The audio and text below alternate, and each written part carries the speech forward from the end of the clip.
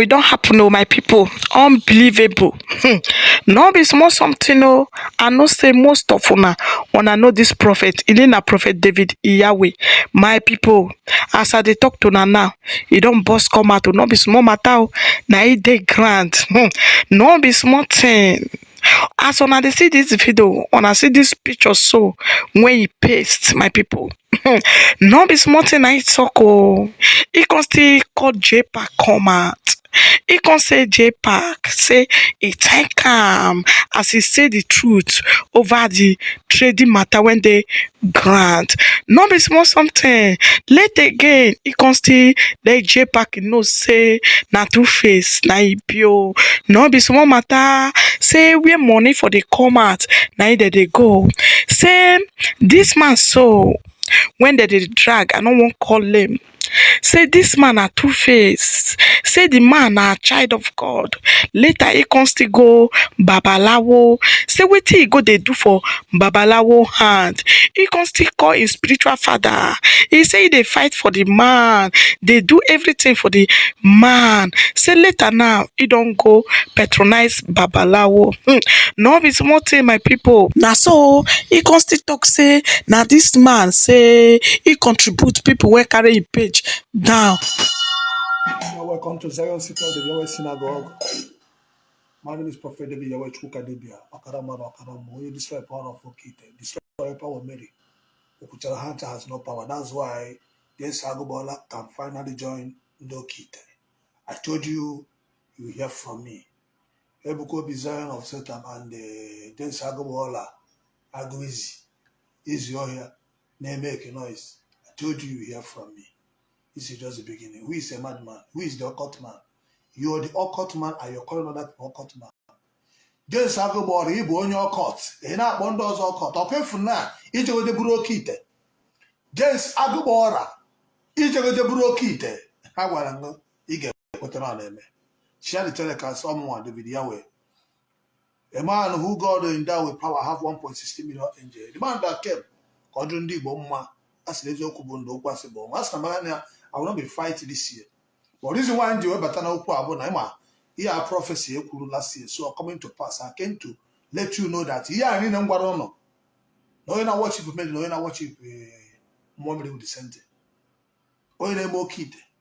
No, you not caught with the center. So that is why bird of the same feather flies together. So don't be deceived. Anything in our whether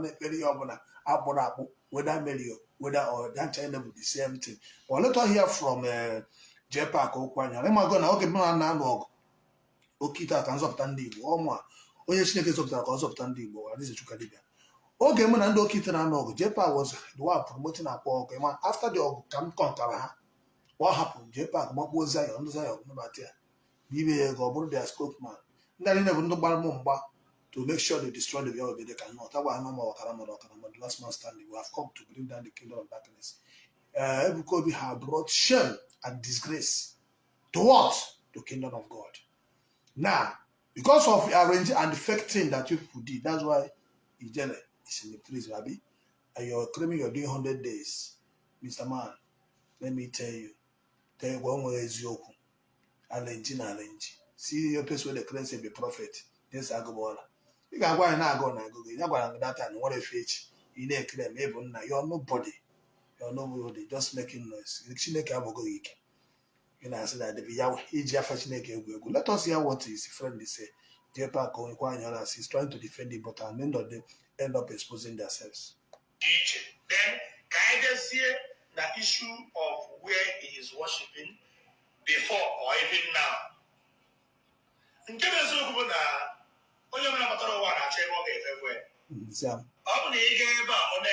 share the telegraph.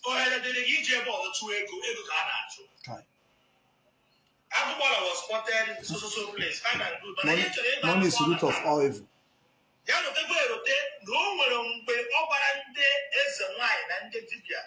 When he called them many names, he was calling some of them Ndes wine.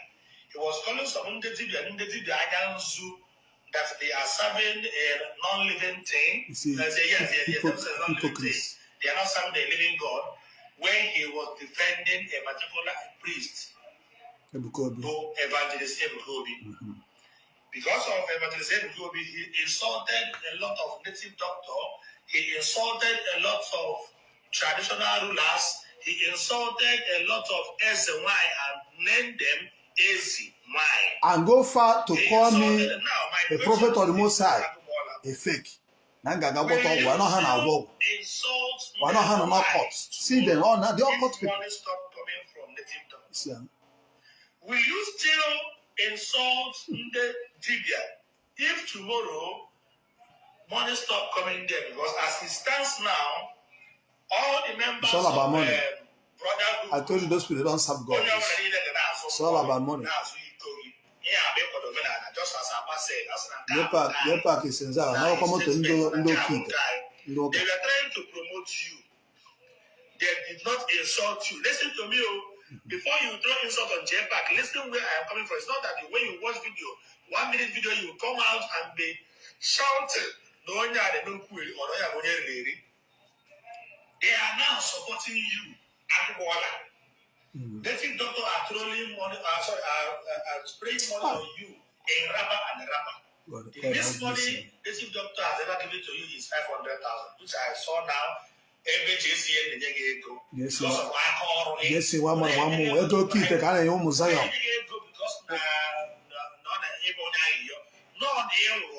Present your I say thank you. I'm going to the same thing. I believe one day we will still see you at SUV place. Hey. Or see you as man place. All the lawyers, the fellow, all those people, they will give you connection. You meet them and you make your money. See, you are the evil and the most evil man that hide inside Zion and be destroying Igbo. This is how he brought confusion. Bible says light and darkness have nothing in common. So are you trying to tell me no one see a great prophet like Odumeje, like Ebukobi, like David Yahweh, like Mbaka, or like who and so on, who will deliver those your gold that can buy it? The only thing is you look you're greedy. A greedy man can never worship God. James Agobola, you have been disappointed to you when you have never known God before. What you do is nonsense. All those your nonsense gold. Me and Mekas. You don't tell them on. No getting on another wood. Even in another wood, you can do what I've done. I told you if you can bring one of your movie that can meet up Jadon, you understand? I'll give the person 100 million. See my boys, Dr. Mighty and Sky B. Far back how many years ago, 2006, I invested almost 50 million. Just one person have invested money. You know, we tell them more. Now because they hear say with that, I don't produce film. No be age. Forget about this. If you like know my why the same Nollywood, not be say we have the same talent. I never met you before. You don't know nothing about me. So what's nonsense? But thank God that God of Prophet David Yahweh have finally disgraced Omu Ofeke Zion of Satan to prove to you that he never worship God. Because if you have spirit of God, it can never go low. That's why I told you if I have rejected billions from occultic people, I rejected billion from Queen of Heaven, I rejected billion from Ndokite, from other kingdoms. But you are a little hungry. So also, say spiritual work, not a work. What think can happen? I want my pure nature. And I go confirm on more spiritual world. They pray in the show. You know, cheer no song about it. Nobody fight me. I remain the same. Fight Prophet David Yahweh and end up in disgrace. The same way, I will end up in the same disgrace. The same way, yes, I go end up in disgrace. The same way, RNG prophet and they come end up in this place. The same way Mary end up in this place. The same way Pope end up in this place. Everything I've told you, people have finally come to pass. Tell me now, who is a prophet?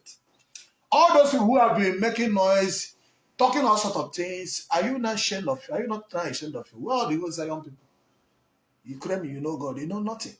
Bible says in Revelation 3 verse 9, anyone that claims to be Jew, but is not, is synagogue of Satan. As long as you're not obeying the law of God, you're not a prophet. Evangelists can never be a prophet. I am a prophet, a mandate. Forget about the cry, forget about the money. We have come. I am last man standing. I never go catch one.